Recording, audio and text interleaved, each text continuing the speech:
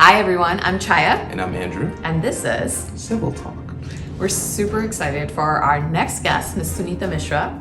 Let's find out what Suneeta's story is about civil disobedience. Besides my career, I've had numerous issues of, um, you know, um, made when I was made to feel different, and but I think that's just a part of being colored and being different in this society, you know. There was a time when I remember that so clearly when there was a parking slot and there were two of us trying to get to that slot, and I thought I had reached there first, and I got in, and then the chap just screamed, pulled his window down and shouted at me and said, "Go back to your country." And I said, "Well, why don't you go back to your country?" And so he made an obscene gesture and drove away. So things like that, I've had at the grocery store, people say, things like, why don't you go back, or you don't know how to talk, or and things that made me feel. But I give it back just as good as I get it. So I'm not a very meek person. So in that sense, it hasn't been that I've been victimized. I hate playing the victim. So I just give it back. So that's I think it's a question of being colored in this country.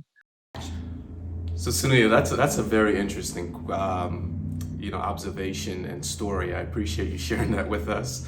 But I'm curious. I want to go back to the education part of things while you were teaching. Curious to know, did you have the same level of intensity when you were fighting back? Back then. I know that there were back then and there's now. But while you were younger, as you said, while you were teaching, did you have the same level of intensity fighting back with those students? Because I know myself as a student, when I was younger, I was a hard-headed kid. I was crazy. I was asking all types of crazy questions and making all types of crazy comments. So, and being disrespectful to teachers, my apologies. But, I just wanted to know, did you have the same level of intensity even back then as you do today? I think I was worse then. I was much more aggressive when I was younger. I came to a small town, Columbus, Ohio, at a time when it wasn't. I mean, Ohio State is a huge university, and there was quite a bit of diversity. But they weren't used to Indian students as much at that time. And I would teach. I was a graduate student, and I was teaching classes, and the kids. And at that time, probably my accent was a little stronger and heavier, and so they would try to put me down just because I had an accent. And but I was very aggressive, and I now I have mellowed, so I've become better. And but at that time I was a lot more aggressive, a lot more liberal, and I just fought back, and I would not take anything lying down. So now I've become mellow, and as time went past, I realized the kids, like you were talking about, students who give you a hard time. I started off substitute teaching. Oh, that's the whole worst situation to be in. And they they know you don't know their names. They know they can get you. So it was always that playing tricks on the teacher and knowing you could get away with it. And the substitute had their hands tied because they really didn't know things like phone numbers and how to get you, in a, and not being able to get any kind of help in the school system. So later on, when I became a regular teacher, it was a little better, but kids always gave me a harder time because I was different. But I would laugh it off, and I would say, okay, this, it's okay to speak English differently. People speak English differently all over the world. English is not something that the Americans invented. I would always say that. So that was my pet phrase, but so I laughed at it, and I tried to not play the victim card. I've always done that, and I fought back in any situation. I've had, even in bad situations, I fought back. And even if I didn't get the job, I fought back. And I would, it's always like that. So I love that you use humor as your mechanism to deal with all these kinds of things. Would this be something that you would use to tell children of this generation how to deal with some of the discrimination or injustices that they're facing? I mean, we've had a couple people that have used humor, but not always in a different generation to see that. I think I love the humor. yes, I mean, I would. When my kids were younger, a lot of times younger kids tend to forget that they are of a different color. My kids were in a majority, in a dominant culture, and they would forget that they were a different color. And I would always keep reminding them that you are not of the dominant culture. Be aware that people will make you feel differently. And so that even today, I keep reminding my son who's in the business world, and I tell him sometimes, you should be aware that you look different. You might think you look the same, but you are different. But, stand your ground. It's okay. You should be proud of your skin. I always tell them, I'm fine with who I am. You can laugh at me, but I don't feel any less for that. It's on you that you can accept somebody different. So I try to teach them, and I think they're okay with it, both my kids. But sometimes kids here, Indian kids, forget that they're from a different, they're colored, and they're not from the majority culture when they're younger. And you have to remind them that, okay, now my kids are older, and they identify much more with the minority culture, but earlier they did not. So I always told them, be proud of who you are and be comfortable in your skin. So I never had an issue with that. And fight back. The issue is, it's not that you don't play the victim card. You have to fight back, even if it costs you at times. You just have to fight back. That's what I would always teach them. Even today, I'm retired now. So, what happened in your life, and how did you become this very confident person?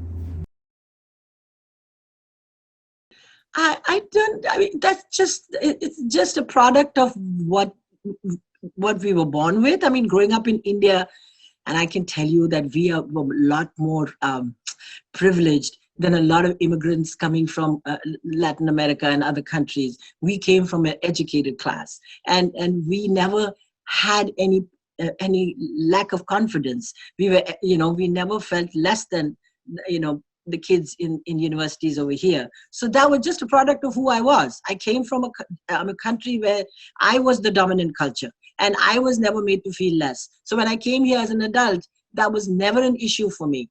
But unfortunately, a lot of kids who come to this country are not coming from a privileged background. And so that situation becomes different. But that's just the nature of immigrants coming from India, which I feel made us a little more privileged than people coming from other cultures, where they came sometimes from very violent backgrounds or very poor backgrounds. We came from a privileged class, so we didn't have any issues of such as lack of confidence.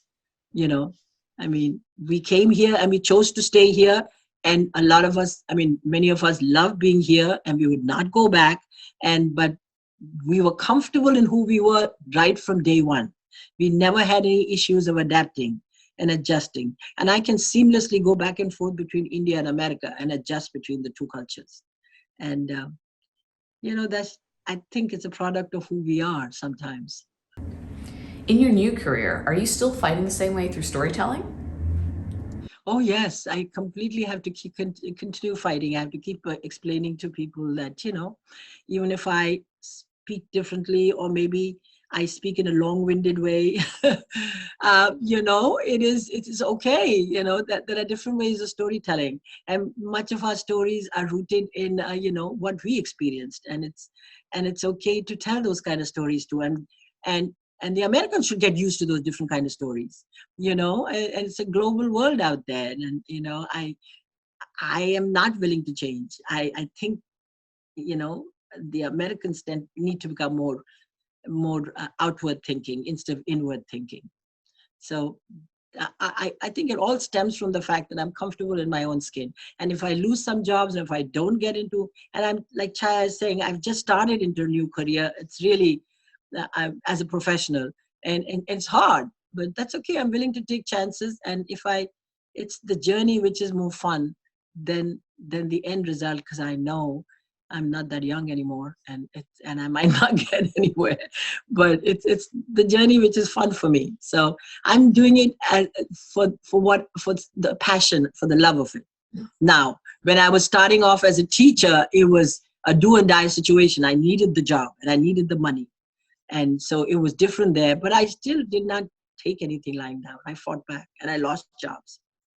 So this is a little different from other questions I'm going to ask you. It's a little bit of a two-part question, but I'm just curious. Who are some of your role models growing up? And the second part to the question would be, what of those people out there that can hear what you're saying right now and say, hey, you know what? I don't know if I really believe that. There are a lot of non-believers out there, people who are doubting your story, people who would call you, oh, she's just a professional victim or whatever the case is. I'm just curious to know, what are your thoughts and what would you say to those people out there? I think it's not that I've not faced problems and I haven't been depressed, and even now I get terribly depressed, and sometimes I feel and as I get older I have health issues also. So it's not that I haven't had to struggle. It's just you keep trying to tell yourself it's okay. It's okay. I'm comfortable in who I am, and nobody can put me down. And you have to keep moving forward. But it's not that there isn't a struggle. I came to a university like Ohio State, where the majority of people were a different culture, and I was like a monkey in a box. I look so different, and they would find me strange, and a lot of times we were paired off with families as foreign students, international students. We were paired off with families in the city, and many of them were very conservative and very they had a very close kind of mindset, and they would be patronizing. But at that time I didn't take things lying down, and I fought back. So it's not that I didn't have a struggle, but what the young people coming from India, or coming from immigrants who are coming to this country, have to realize that they have to be comfortable in themselves, and then everything else becomes easier, even if you have to really really fight to get somewhere. And then you have to be fair to everybody else, and sometimes we forget that young people who are coming now, sometimes from different cultures, different countries where violence is so bad, have it really hard. So you have to accept the fact that maybe we had privileges that many people don't. And I try to teach my children that, but I do not want them to ever think that our struggle was less. It's just that I think in my case, I just had a better mind. Like you said, it's all in your head, and you have to believe in what you are and not let anybody put you down. And role models, I had a lot of role models. We came from a rich culture. So growing up in India, we had strong female role models. And so I and at that time, maybe because I came from a majority culture, and the women's rights movement was coming up, and we were fighting for things. And so some of the things that we picked up were stupid, just to assert our identity. But like smoking and drinking and all of that. So we never lacked for role models, and we did stupid things in trying to assert ourselves. And our children, I think a lot of times the girls now, my daughter or Chhaya, they are much more well put together than when we were there growing up and fighting, male dominated situations in universities. In even in India, it's very male dominated. Even though we had a female prime minister for the longest time, it's a very male dominated patriarchal culture. But you have to fight back, and we just never, because I was from a privileged background, I never took anything lying down, and I just fought back, and I gave it as good as I got. That's all I can tell you. But it's not that there wasn't a struggle. It's always been a struggle. And I'm sure the struggle continues today. I mean, for young girls like Chhaya in different parts of this country. Oh God, I can't even believe how bad it must be in Hollywood. But you have to keep fighting. You cannot just allow anybody to put you down.